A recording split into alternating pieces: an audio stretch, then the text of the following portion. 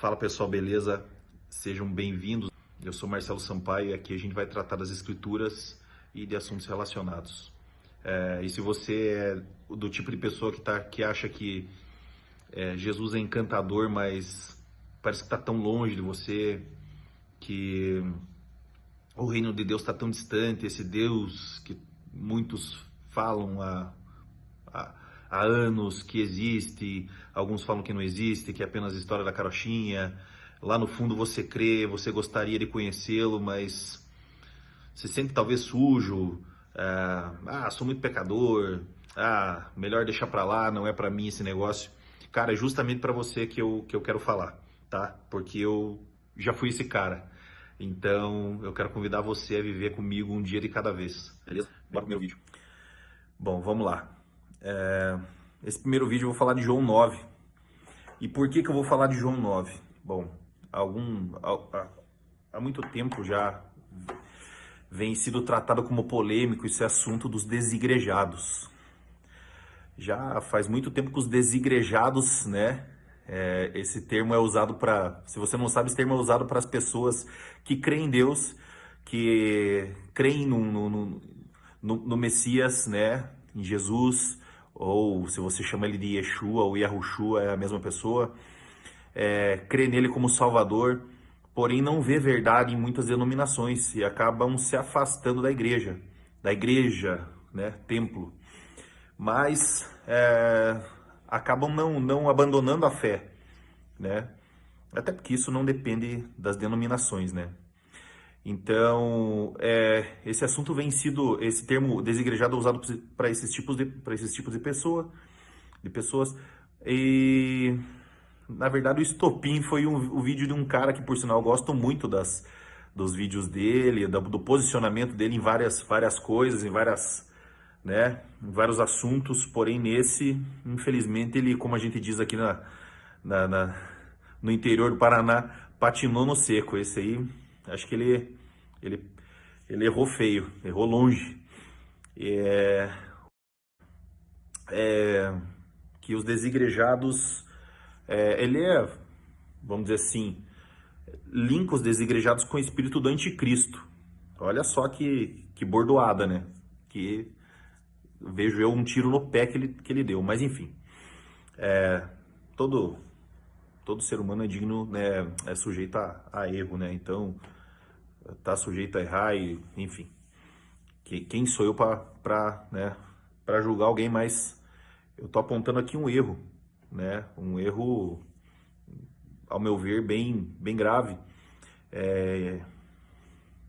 colocando essa etiqueta de anticristo no desigrejado, que às vezes lá no seu quarto, no seu devocional e com a sua família, acaba sendo muito mais fervoroso em Cristo Jesus e levando uma vida muito mais reta do que aquele papa-hóstia ou do que aquele arroz de culto, né? Aquele canelinha de fogo que só presta para ciscar no culto lá, mas durante a semana é um péssimo exemplo de pessoa. Quem dirá ser, né? Quem dirá vai poder ser chamado de cristão, mas enfim. João 9, então, espero que vocês depois leiam esse texto sozinhos lá, meditem bem nele, porque é um texto muito rico, assim como toda a escritura, né? Mas João 9 fala muita coisa, ele tem muito link ali. Mas o que eu quero abordar aqui é justamente o fato de algo que acaba sendo bem atual, que é a figura do cego de nascença, né? Esse cego de nascença, ele busca a cura a vida inteira e quando Jesus cruza o caminho dele, os próprios discípulos perguntam para ele, né, Senhor, quem pecou aí pra esse cara estar desse jeito, né? Foi o pai, foi a mãe dele, foi ele? Bom, e ele responde, ninguém tem culpa, nem os pais, nem ele, né? Ele tá assim para que se manifeste, né, as obras de Deus na vida dele. E ele vai lá, cospe no chão. É aquela passagem que muitos de vocês não vão saber exatamente onde está agora, vocês sabem, João 9. Mas é aquela passagem que ele cospe no chão, faz lodo, passa no olho do cego e manda ele lavar no tanque de Siloé. Esse cego vai lá, ele se lava. E quando ele sai vendo tudo em HD, né, em alta definição, e todo mundo perguntando para ele o que aconteceu, como assim, você está enxergando, alguns duvidam que é ele mesmo ele falando, não, sou eu mesmo cego, né, o mendigo, a galera pergunta, mas esse não era o mendigo, o cego, enfim, questionam tanto, e ele virou vamos dizer assim,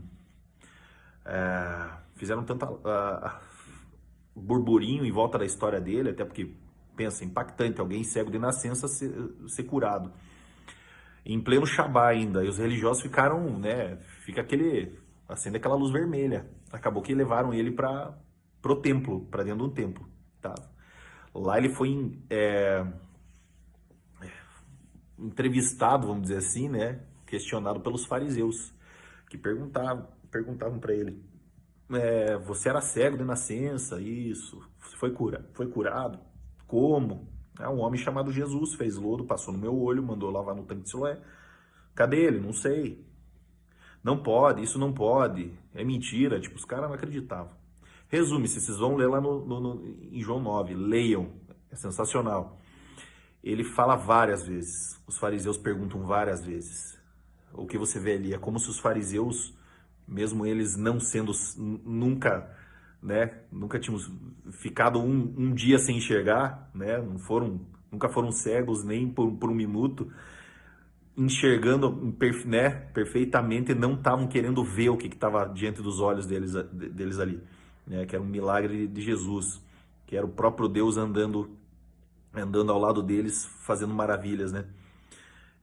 Então, acontece que cada vez que eles perguntam, esperando que esse ex-cego responda de outra forma, ele respondendo da mesma forma que foi esse tal Jesus que curou ele no Shabá, ele acaba sendo expulso pelos religiosos, pelos fariseus do templo.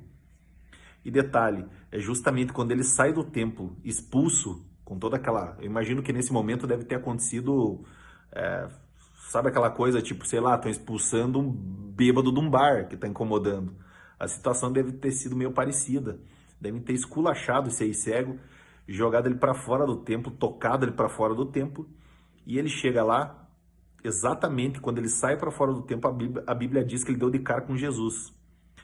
Olha isso, que interessante.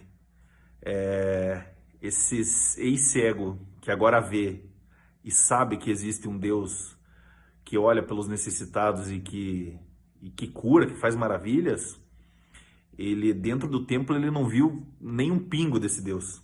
E justamente quando ele sai lá fora, ele dá de cara com Jesus. Essa parte eu vou fazer questão de ler para vocês. Tá lá em João 9. João 9, do 35 ao 41. E diz assim: ouvindo Jesus que o tinham expulsado, encontrando, lhe perguntou: crês tu no Filho do Homem? E ele respondeu e disse: quem é, Senhor, para que eu nele creia? Jesus lhe disse: já o tens visto, e é o que fala contigo. Então afirmou ele: creio, Senhor, e o adorou, fora do templo. Prosseguiu Jesus: eu vim a este mundo para juízo, a fim de que os que não veem vejam, e os que veem se tornem cegos. Alguns dentre os fariseus que estavam perto dele perguntaram-lhe: acaso também nós somos cegos? Respondeu-lhe Jesus: se fosseis cegos, não teríeis pecado algum. Mas porque agora dizeis, nós vemos, subsiste o vosso pecado. Ou seja, Jesus nesse exato momento fala, se vocês fossem cegos ainda, que nem ele, que não sabia nem o que estava acontecendo 5 centímetros ali diante dele, vocês estavam fora, né? Estavam fora dessa lista negra, mas como acontece em todas as coisas, vocês com os olhos perfeitos enxergam e não querem aceitar aquilo que está diante dos olhos, esse pecado lhe será imputado. E é engraçado, porque é justamente o que acontece. Eu vejo, eu já fui um desigrejado, hoje eu congrego, mas não é por isso não é nisso que eu confio a minha salvação, tá? E isso também é uma outra história. Mas eu já fui um desigrejado, e no momento que eu já estava convertido, em que eu já tinha, vamos dizer assim, uma rotina de relacionamento com Deus, Não era como é hoje, mas eu já buscava, já tinha essa sede. Então eu vejo os desigrejados, assim como eu fui, como esse cego, que do nada Deus, por misericórdia, abre o olho, a pessoa pela sede acaba indo parar dentro de uma instituição religiosa, chegando lá, ela não vê Jesus lá dentro, ela não vê Deus lá dentro, e quando ela sai, ela vê a misericórdia de Deus abraçando ela fora das denominações. Então, é complicado, e ali o texto ainda fala que logo quando ele sabe quem é Jesus, lá fora do templo, ele fala que crê e ele o adorou. Então, já indicando, cara, quem é você fora das denominações, fora do templo, tá? Do templo de pedra? Quem é você? Você adora a Cristo fora da igreja ou você só é um papa-hóstia ou só aquele festeirinho canela de fogo de culto, né? Que vai para a igreja, acha que tá tudo bem. Eu sou um bom cristão, vou uma vez para semana na igreja com os irmãos, vai lá, canta umas musiquinhas e fora é um péssimo exemplo de pessoa.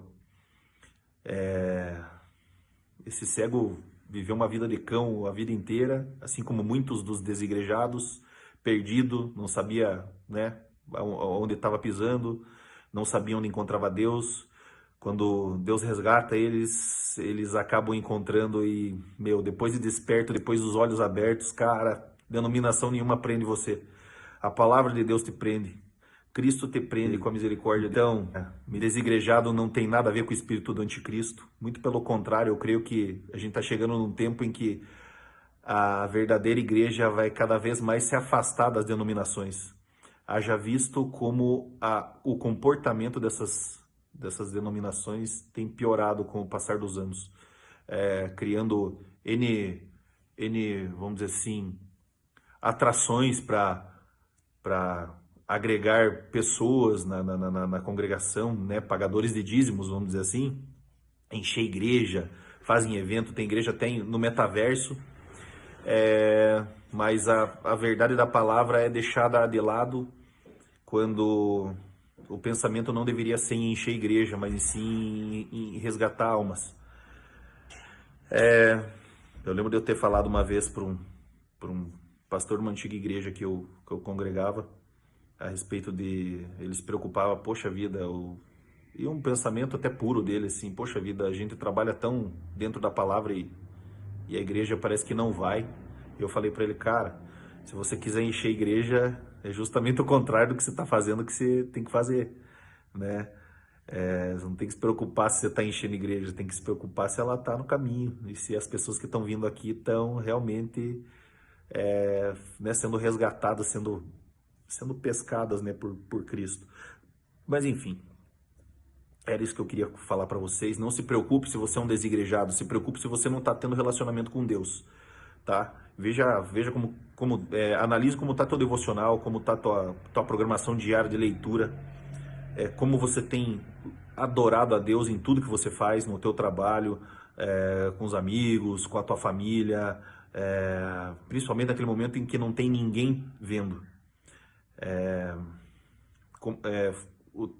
A tua conduta depois que você aceita esse Messias, esse Deus, né, Yahushua, Jesus ou Yeshua, seja lá como você chama, a tua conduta depois que isso acontece, depois que você aceita ele, tem muito mais a ver com quão cristão você é do que qual denominação você